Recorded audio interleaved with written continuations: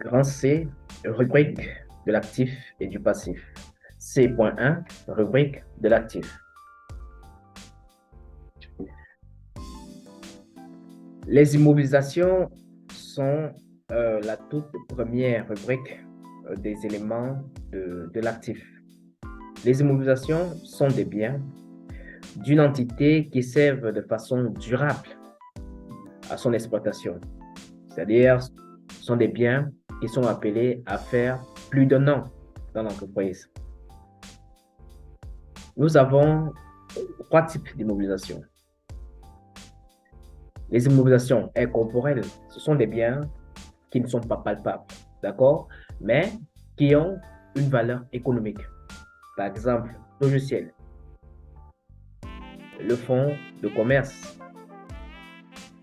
Deuxième catégorie d'immobilisation que nous avons sont les immobilisations corporelles. Ce sont des biens palpables que l'on peut toucher du doigt. Par exemple, le matériel de bureau, le matériel de transport. Et enfin, troisième type d'immobilisation que nous avons sont les immobilisations financières. Vous avez par exemple les titres de participation.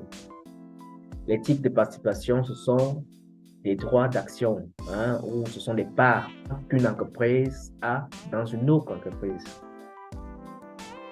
L'actif circulant, c'est un ensemble de biens, d'accord, détenus par l'entité et destiné à ne pas y rester de façon durable. Contrairement aux immobilisations, l'actif circulant n'a pas pour objet de faire plus d'un an dans l'entreprise. Non, c'est pas ça. C'est pas ça. Ce sont des biens à court terme. Et comme actif circulant, nous avons les stocks. Les stocks sont des biens que l'entité n'a pas pu écouler ou consommer au cours de l'exercice. Donc, c'est ce reste-là, ou alors ce sont ces biens-là que l'entité stocke. Les créances.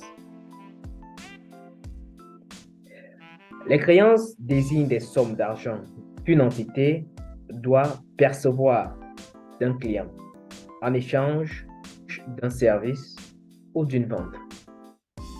Rappelons déjà que la créance résulte d'une vente ou d'un service à crédit.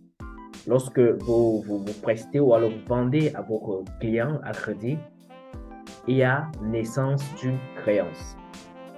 La créance est bien différente de la dette.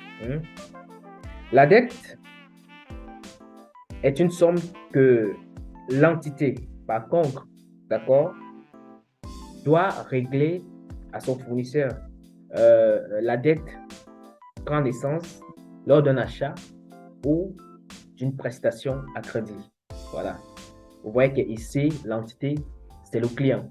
Or, dans le concept de la créance, l'entité est plutôt le fournisseur. Si on a déjà vu les stocks, on a déjà vu les créances, nous voyons ensuite les charges constatées d'abord. Il y a plusieurs rubriques au niveau de l'actif circulant. Nous avons pris juste quelques éléments histoire d'illustrer ce qu'on entend par l'actif circulant.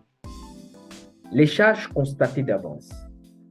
Les charges constatées d'avance sont en fait des charges enregistrées au cours de l'exercice, mais qui correspondent à des achats de biens et services dont la fourniture ou la prestation doit intervenir ultérieurement.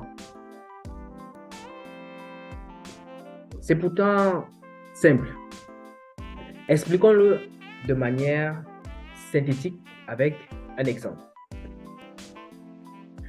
Vous savez, chers amis, nous avons souvent des charges, d'accord, qui peuvent traverser deux exercices.